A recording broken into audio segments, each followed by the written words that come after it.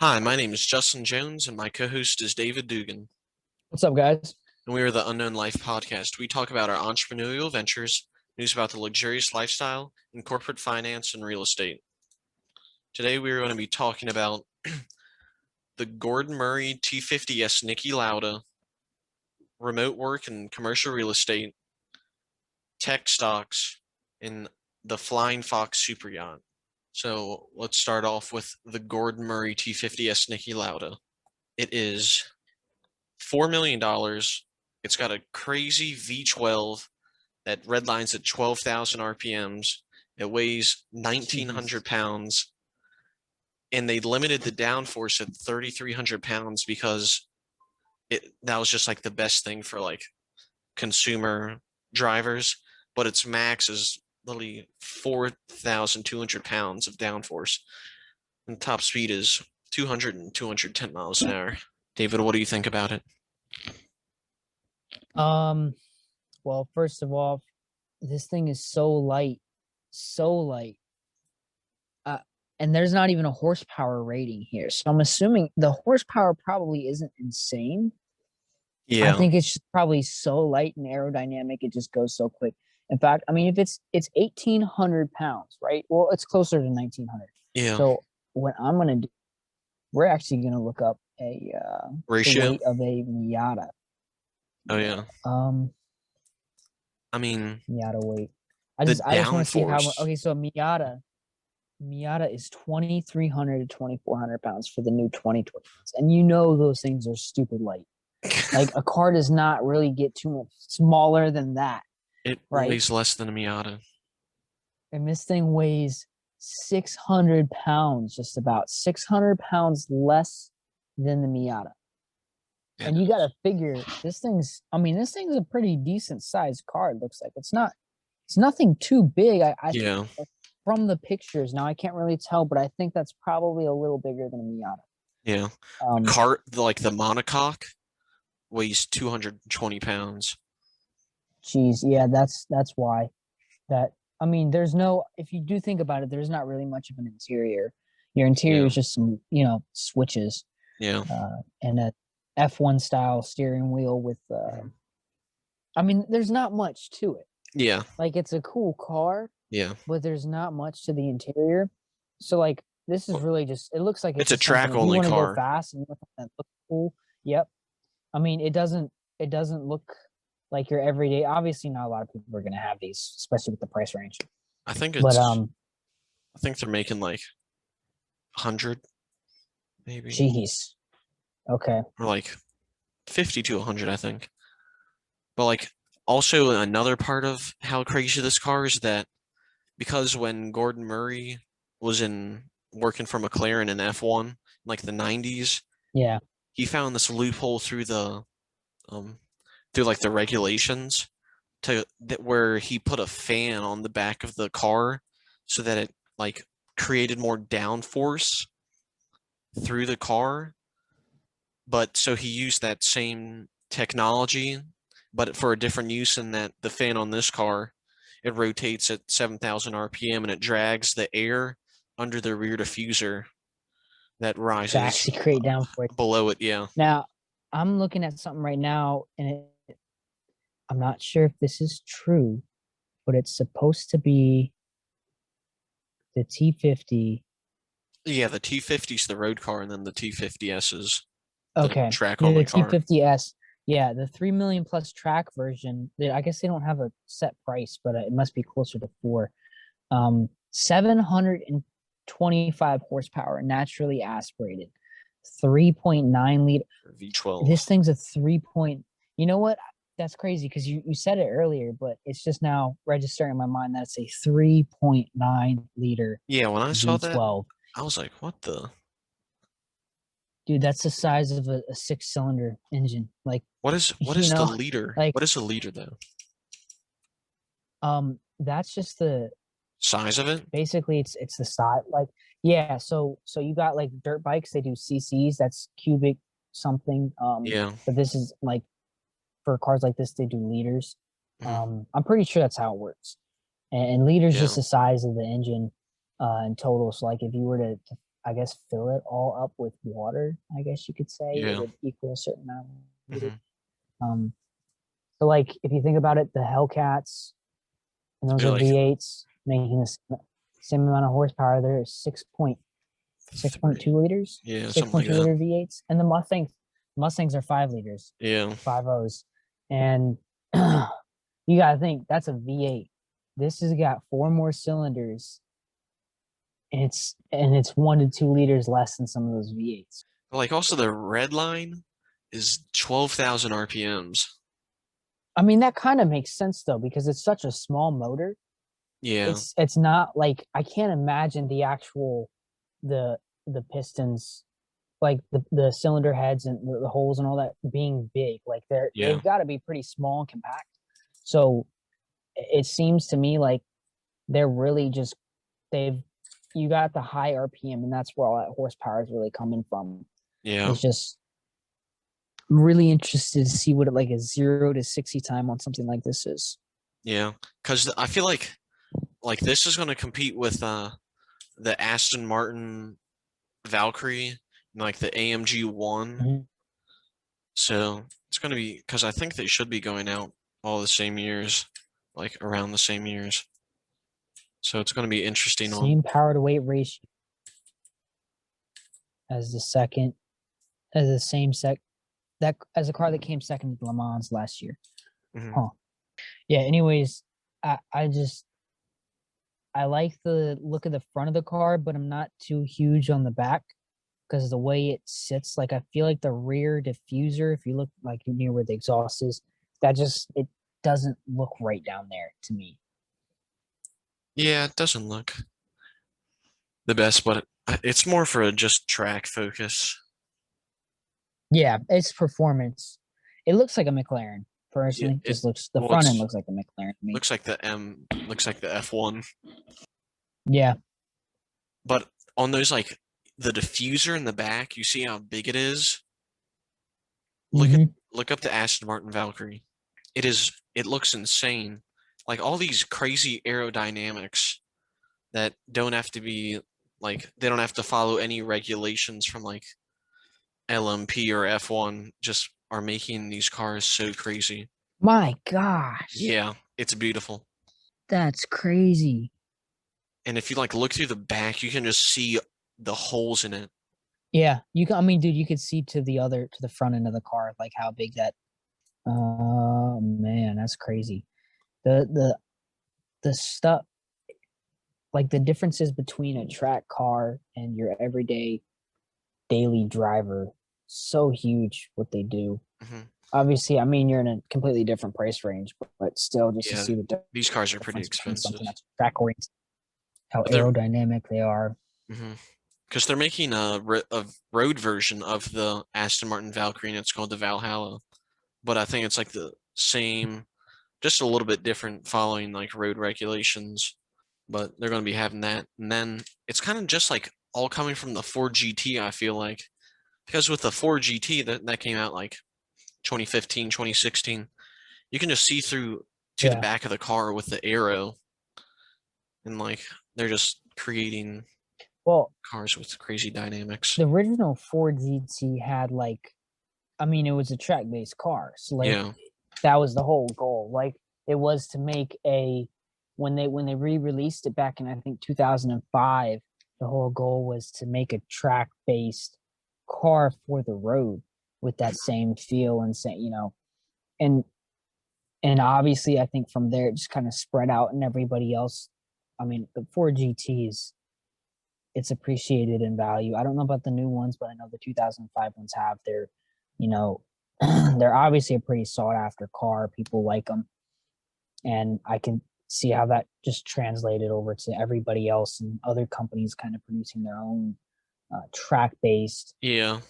cars that are road legal. Because the Mercedes AMG one, that's going Mhm. to have the Mercedes F1 engine in it, but it's going to be road legal. Road legal with the F1 engine. Yeah. It's kind of like the same 12,000 RPMs and just crazy fast. But it's like that Now, car have you? doesn't have as much aero as like these cars do. It's more just, I mean, if you look at it, it's not too special compared to these. Like aerodynamically, it's not too No, no. special. I mean, really, there's so much you can do when it's road legal. Yeah. Now I'm looking at it. The AMG one does not look that nice. It's got a, You know, I really like the new MC20 that's supposed to be oh coming yeah, out. that too. Everyone's just releasing cars right now like crazy. I don't know. I kind of like the AMG one. I don't know. I like the front.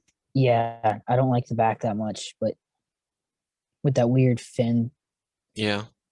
Man, I know it's for aero, but I mean that diffuser. See, it's like the same diffuser everyone's using. Like the same like Yeah, shape. It's like the same exact thing. no way. Did someone seriously wrap one the color I have my car in? Really? AMG Mercedes AMG Project One, and it's I can't tell. Is that an actual photo of the car? I'm looking through it. It doesn't. Um, Uh what are you looking at? Oh, see oh, when the you know what these are little scale representations. Like yeah, they're like little toy cars, but it looks. I guess it's like a one to not. It's not a 1-to-1 scale, but it's obviously scaled down. Looks really yeah, realistic. Um, yeah, but it's the exact same psychedelic color that my car's in. yeah. But like when the wing is up on the AMG one, it looks nice. I don't like it with the wing down, and I feel like there's probably a way to set it with the wing up the whole Yeah, time. probably like sport man. Aerodynamics and engineering is going crazy nowadays. Got so much money to throw at it, and all the technology for it now. It's just Oh yeah, some of these cars they spend so much money developing them that it's just crazy. yeah. All right. So our next topic is going to be remote work in commercial real estate and how it's going to affect commercial real estate. I mean, David, what do you think on it? So, I mean, me personally, I see people who now work from home who used to work, go into the office all day long. And like remote working has always been a thing. Yeah. And I know it was heading this way. My father works for, Federal Trade Commission government. And back before any of this COVID started, a lot of his coworkers, they were trying to like encourage people to go and telework, Mhm. um, giving them telework days, like some people would have set telework days, stuff like that. Uh, you know, remote working. I don't know why it was. I think it was to save office space, stuff like that. But anyways, like they were slowly transferring people to do more and more teleworking. And now with COVID, everybody's teleworking. Yeah. And, and you have to think the fact that like you can save so much money. I think one of the keynotes that we have listed here is that 30% of telecommuters save upwards of $5,000 a year. So not only are you saving money, but the Also, business is saving money too. yeah.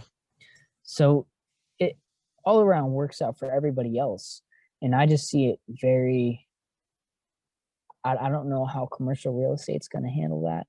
And like Yeah. we were talking before the podcast started, I don't know what the future is for it. Yeah. Obviously, people still need space. Yeah. You still need those buildings for stuff. But like if everybody's working from home, what happens to the guys who have office buildings and stuff like that? Like where do Yeah. you like I do know I heard one guy, I think I was listening to Bigger Pockets, they had someone on there who was talking about how he's got commercial real estate and I guess he rents his places out to FedEx and stuff now after Wow. COVID because like they're shipping stuff like everything's a lot more shipping happening Yeah. now, especially with COVID. So like, they need more storage facilities and things like that. So like that's what he switched into. Now I don't know if everybody can make a move like that and how big Yeah. that industry is going to get and how much space they'll need. But like, I definitely don't see it being a good long term thing to invest in right now with Yeah. the risk. Mhm. Like someone's going to have to make a big pivot, and whatever that pivot is, you're going to have to like stay on top of it and really look out for the next thing that's coming. I don't know enough about commercial real estate to say whether or not something is already developed or not. Yeah. But I do know that if they haven't made a change already, then they're definitely going to have to, because I know that from what I've heard, the market's been dropping. Yeah. But I feel like long term, it's people are going to want to be in an office, like eventually. Eventually, yeah. Because like, I don't know, just staying home all day. I mean, it says 77% of telecommuters report being more productive.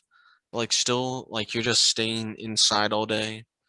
And Yeah. like, I mean, with online school, I've been a lot more productive because I mean, school's only like 4 hours a day and we get a day off on Yeah. Wednesday. But also it's like you're not in school and like I wouldn't say I'm learning as much because you can just get like so distracted at home and like you can just people cheat all the time. That is true. That's true. Now, my thing though is I do see it being an even balance, because there are people who are going to want to stay home and there are people who are going to want to go to work. For Yeah. instance, my dad would much rather stay home every day because he commutes an hour to his job and then Yeah. an hour back. So, I mean, if 2 hours of your day, you're getting 2 hours of your day back. Yeah. And I see people who want to go into work just because that's who they are. I actually talked to one of my customers recently, and he still goes into work. He's the only one who goes into work. They let him go into work still because he's got his monitors and stuff there. And he told me he personally enjoys going into work because he can get more stuff done. It's easier for him. Yeah. And I feel like that. yeah, he says, he's more productive. He's, you get in the zone because you're at work. Now, will everybody, who's going through online school now become, kind of to train themselves to stay focused and get in like a work mindset while they're at home? I don't know. I don't know how that's going to affect the whole generation. And maybe from here on out, everybody just gets used to doing that. No one wants to Yeah. go out, which that might be the case. But I do see it being obviously in the long term, it's going to work out. Something's going to happen. Yeah. Like to the point where it's still real estate. You're still going to do something with it. Yeah. Someone's going to need it eventually, but what that cause is and where it's going, you can't really tell. Yeah. At least not currently. I can't. Yeah. Someone else might be able to, but I know for a Yeah. fact that I cannot. I mean, do you think, because in the article it was saying that like people could possibly be moving out of downtown areas because like they just moved there for their jobs. Cities, yeah. But I feel like it's still like the downtown feeling of a large city. Mm-hmm. Like people still like that feeling. They're not just doing it because of work. You Oh got yeah, everything no. There's around plenty of you. people. Yeah, and like it's just you're around other people all the time. I don't know. I feel like younger people will still be living in like large cities. So Yeah. I don't think Well, that's I don't. No, I don't think the cities will be affected at all. I I think there's too many people who love that atmosphere. I do see the people who are stuck in that atmosphere and don't want to be there.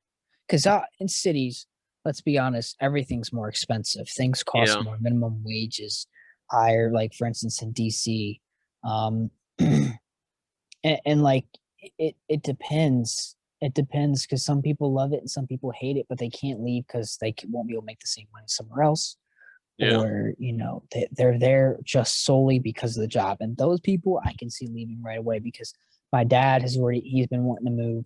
And with work the way it is now, if everybody permanently teleworks, he can just pack his bags and move. It doesn't matter. He yeah. doesn't need to go into work. And that comes into like hotels like buying some hotels and resorts or something like that because people can just work from anywhere and they'll be able to work in their like a villa or nice resort. So I Yeah. could see that as a Now, possibility. have you heard of Ben Mala? Oh, I love Ben Mala. So I'm not sure if you saw one of his episodes where he's been going through his hotels. Yeah. I don't get a chance to watch everything he has. Sometimes if I got some free time, I'll sit down and watch a video or two. But I don't know if you saw where he's going through his hotels and he is renovating all of them because they can't fill them up because of COVID. Yeah. Less people traveling. So now he's had to pivot basically and switch his plan up from a regular hotel to now doing extended stays in a nicer room and Yeah. something that's set up for someone to live in for a couple of weeks, a month, Mhm. 2 months, and you offer them cheaper rates. But obviously, of course, you're kind of getting along the side of like that's almost like renting an apartment type thing. But I would assume for much shorter terms, something like month to month or week to week instead of year to year. Um, but obviously, you see just small areas like that, they've had to pivot to save their businesses. Yeah. And like I know there's got to be a pivot because there always is. There's always this game plan that you switch up for the most of the part. Mhm. Like there's going to be one for commercial real estate, but it's just Yeah. figure out what that is. Because like as a real estate investor, as well as like property management, you can do it remote too because of like new businesses are allowing stuff and like digital locks and everything. Yeah, with the you just change the pin. Hmm. Obviously, like there's still going to be an extent to property management, Yeah. such as if you've got a overnight rental. Landscapes and stuff like that. Yep. Or an Airbnb, VRBO, whatever it is that you got. Still going to need someone to go and clean that out. You're still going to, but as for like a yearly rental, long term rental properties, um, I can see that where people are able to really step away and it's becomes a lot easier for the owner themselves to take care of things instead of having to hire a company because now you have more technology and software available to almost free yourself of having to go by and check on things all the time. Yeah. And also another part of the technology is about like online shopping and you can just do everything online. And then it's like devaluing retail, office, and hospitality sectors. But also I feel like a part Yeah. of that is like there's just something there's nothing like it when you like step into a designer store or a super nice store. It's just a nice experience and people still like that experience Well, compared to online shopping. yeah, I don't see for more expensive stores, I don't ever see them getting rid of those. For instance, a Lamborghini dealership. You know, you're not buying a Lamborghini off Carvana and having it shipped to your front door. Yeah.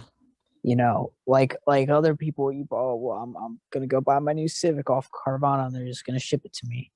Yeah. And it comes up on a truck, semi, or flatbed, and drops it off at your house.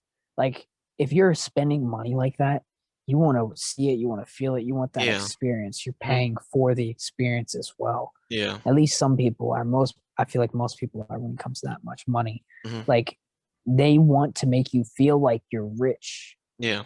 when you're buying it, not like you're just going and ordering a Civic off Amazon.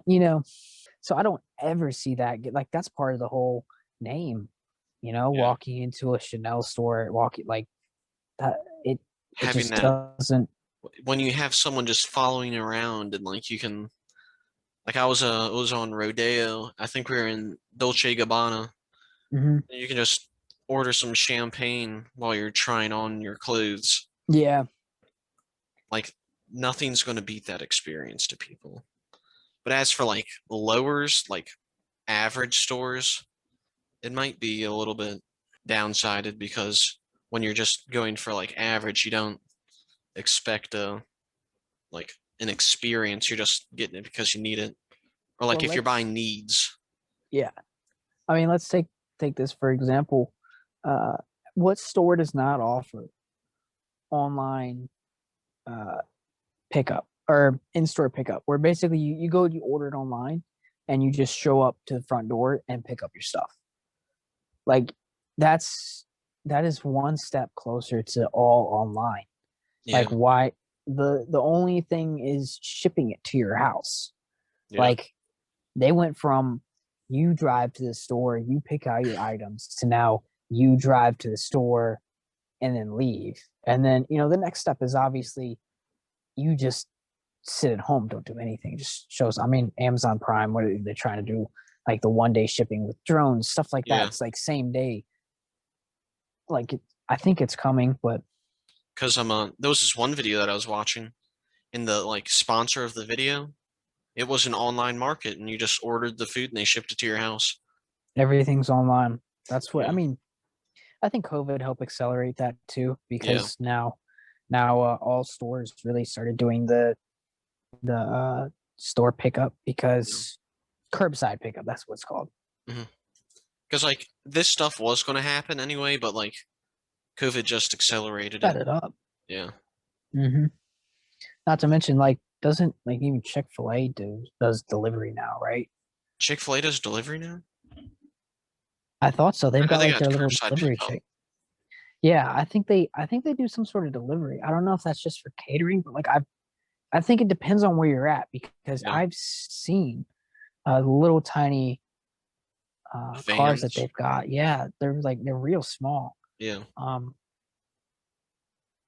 they just run Oh, delivery. that's for catering, I think.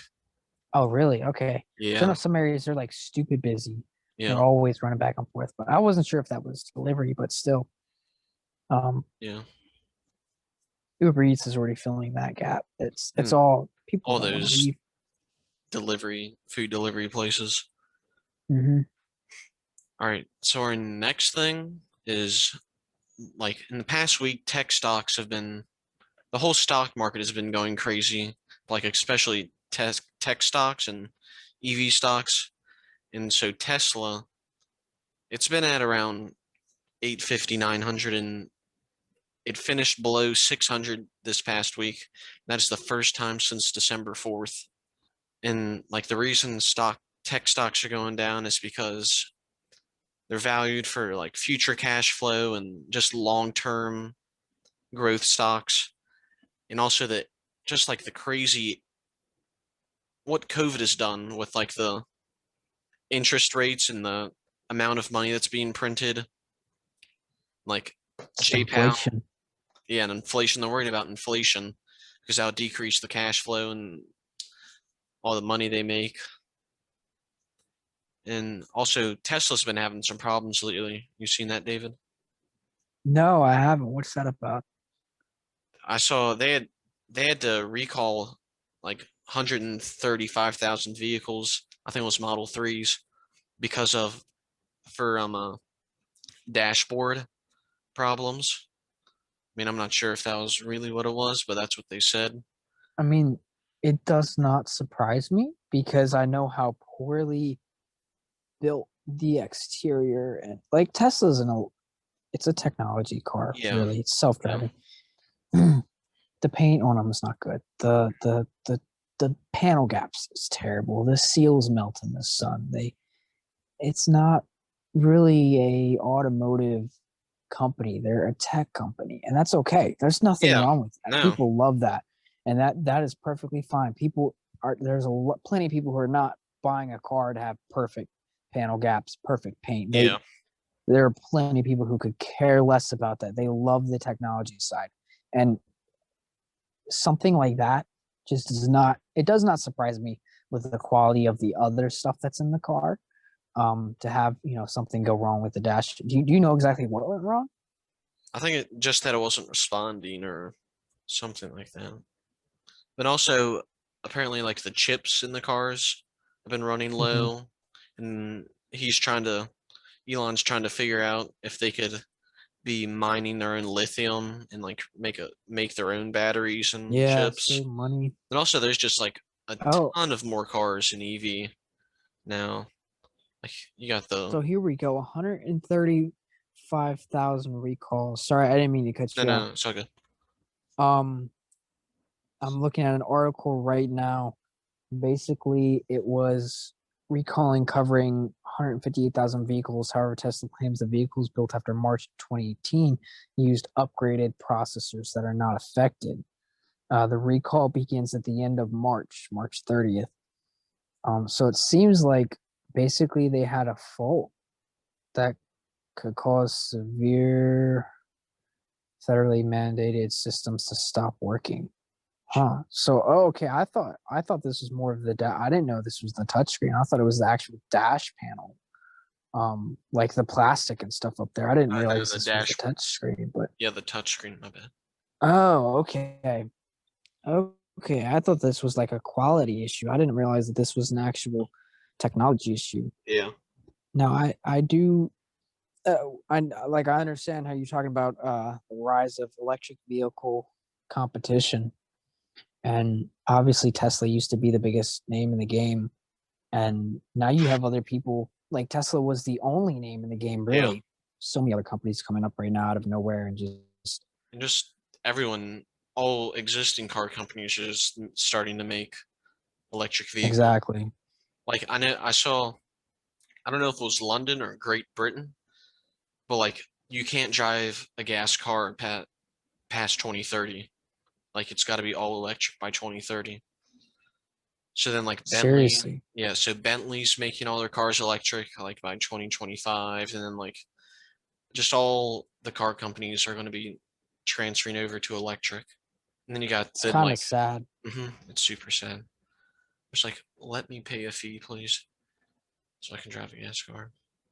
But then like you got Yeah, at least Lucid, Neo I've heard about Lucid a lot. because of their truck. Then also like Tesla, they're becoming super pop. A lot of their sales are coming from China now, and he's trying to get into the Chinese market. And there's plenty of people to sell cars in China, and because of the terrible atmosphere there, the terrible air quality and all the pollution there, I'm sure he might switch over to mostly China. I mean, that wouldn't surprise me. There's a lot of money to be made there, Yeah, especially with how China regulates stuff. So I could yeah, very quickly see them regulating this and making it a mandatory thing. Very like I don't think they have any rules right now for electric vehicles, but I could see them making it a. I mean, I feel like it's going to be like that everywhere. It really shouldn't. You should have the option to choose as you want, yeah. but eventually it's all going to be electric, and that's what's kind of sad. Oh Is wait, no, sorry about like the electric vehicle. mhm, So my sister's friend mhm. has like she went to like UCLA for like climate stuff, and like she has like her own thing called the Climate Action Lab, and like she had a TED talk about climate, Mhm. and but like she was telling me because I was like I'm like worried about the car thing, but she was just saying that more of the cars are going to be switching over to electric and just like different Yeah, energy sources for the cars. But she said she thinks that we'll still have the chance to drive gas cars like in the far future. That I just came up in my head. Just had I to, really don't. I don't see. I mean, we might, but I really don't see us. I feel like it's got to be a historical value thing. Like you're gonna pay to do it because like they want you to drive electric stuff so bad, and it's yeah, just to me, I don't fully understand it. I think I think there's like more behind it than just that, but um, because it's not like electric. Because realistically, if you look at it, electric cars cause more harm uh, than gas does because mining yeah, for the lithium, all that stuff just tears up land and trees, and trying to actually obtain stuff to make batteries, and a lot of these parts can't be reused. So I don't actually see it as being too much of a beneficial thing for the environment. That's my personal standpoint. yeah. Other people probably have different ones, and that's Mm. okay. I'm not. That's up to them. But I don't really see it as a huge thing to where you're really doing that much more harm using Yeah, gas with how readily available gas is, and it's such a And I it's don't know. I don't know. gas is used, or like oil is used a lot more. Like they're just gonna have to switch so much of like, To make everything electric, and it's like you it's know, such a big change, and it's going to be an expensive one, but they're kind of pushing everyone in that direction, which to me just doesn't make a ton of sense. yeah, um but obviously, like self-driving, all that stuff, to where you don't do as much in the future, and yeah, it is the way of the future, where people just sit, hop in their car and go. mhm. And I don't know how that's going to affect gas, if they're going to like want you to even own gas cars, if they're just going to tax you so heavily for it, because they obviously are moving away from it. And they're pretty much giving you free money to go get Electric uh, cars. Although, electric cars. So I can see that flipping to where they don't give you free money anymore. They just make you pay more yeah, for gas. because Elon, going back on the self-driving, Mm-hmm. he or Tesla released the beta for the full driving mode, like self-driving. Really? So they're Yeah, actually going to be doing one where that's going to be one where you don't actually have to keep your eyes on the road? I'm pretty sure. I mean, it's the beta, but I saw he was tweeting about it. That will be the end of truckers. That will be the end of. Yeah, I mean, if you think of it, you go from having a delivery guy to now someone who just sits in the car and just makes sure everything's okay. yeah, So you're going to cut a lot of really high paying jobs. And I know a lot of guys who work for delivery companies who make six figures and up. Granted, they work they work their butt off doing what they do, and they work a ton of hours, but they're still they're making six figures, and their jobs can be gone. yeah. But I guess that's just the way of the future. And the self-driving stuff it's honestly going to be really, really convenient to have, but it's kind of a double-edged sword. So the like update 8.3, Mhm. it's 10 times larger than the update like 8.2. The actual file size, Yeah, the or file size. geez, eventually it'll be. I can see it within the next couple of years. Yeah, Won't be a beta anymore. It's going to actually be a full-on release. And at that point, you're just going to have pretty much every company struggling. Like, I'm sure other companies have developed something similar. It's almost in the works, type thing. But that if they can do that, that will put Tesla ahead of everybody else once again, because full self-driving, yeah. not a beta, not a. This one dude put his VIN number in the Twitter thread. Really. Yeah. Why did he do that? He was like, "How?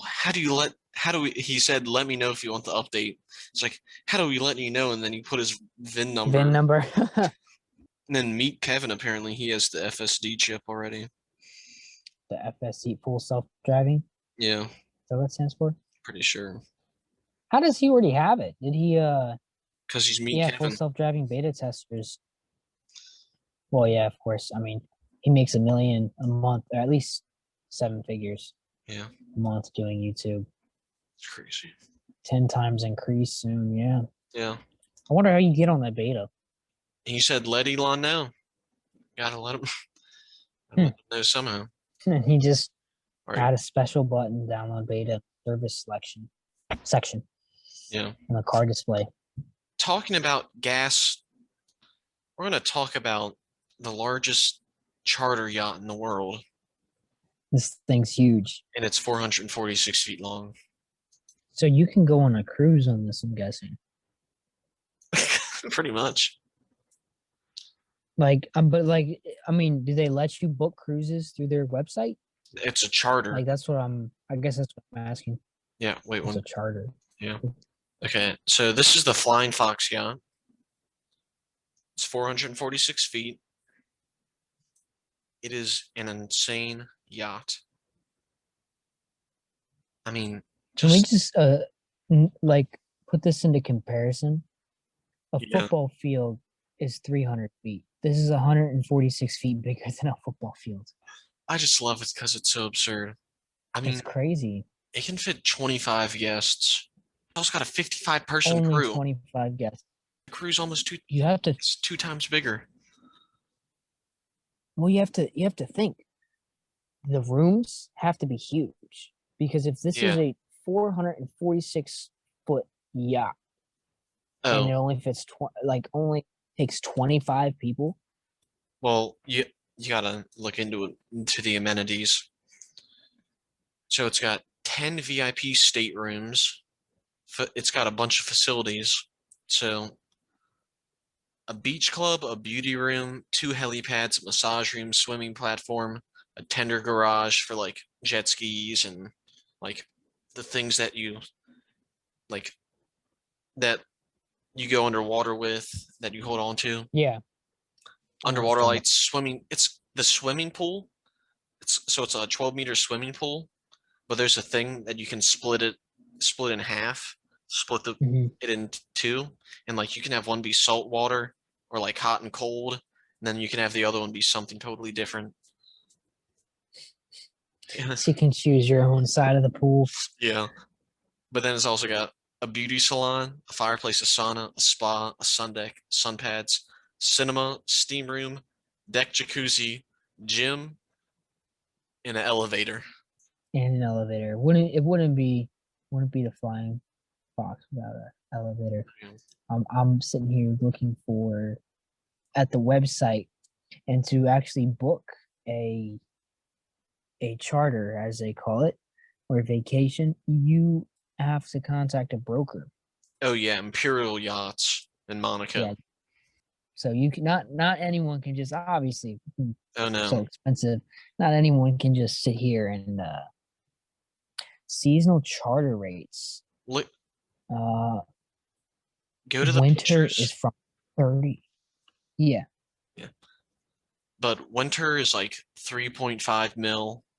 Yeah, that's what I was about to say. Per week Yeah, plus plus expenses. expenses and gas. So approximately $4.2 million in the winter. They won't even give you a price for the summer because it's probably so much more expensive Oh my and God. so like fluctuates. I bet the summer goes insane.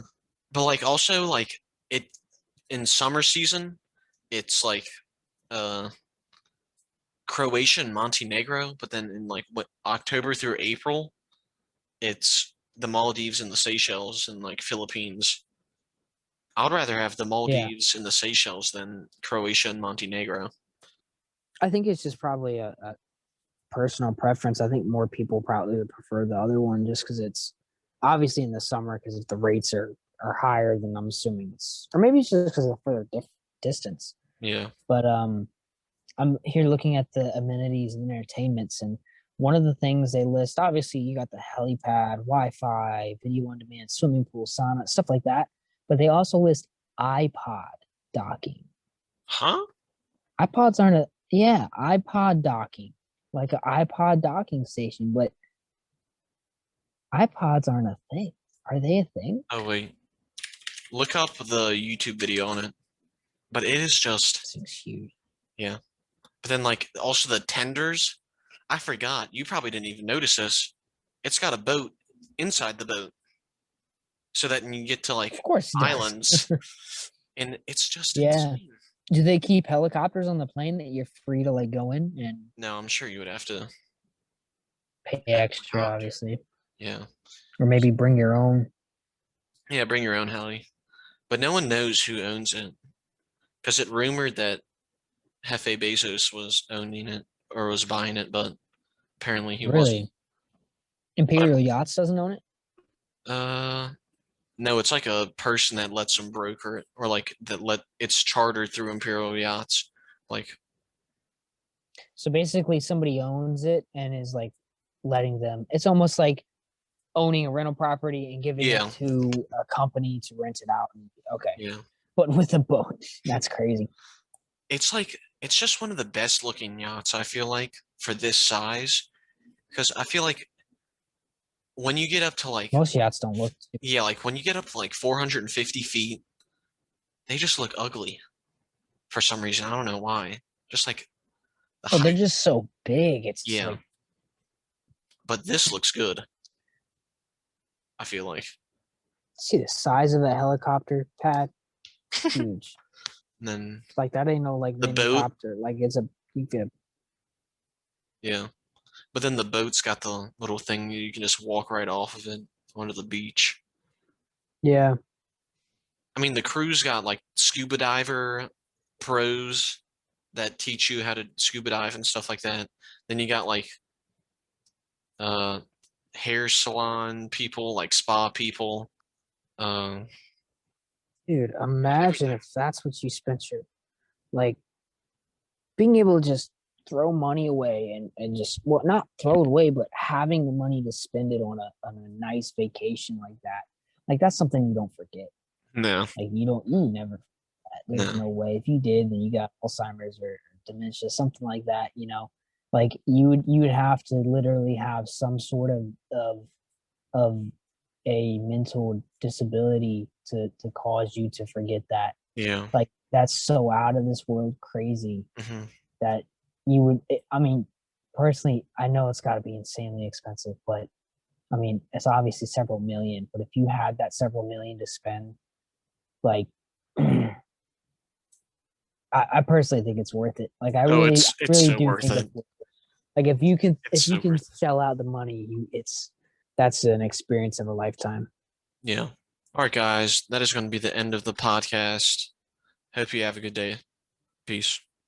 Catch you guys later.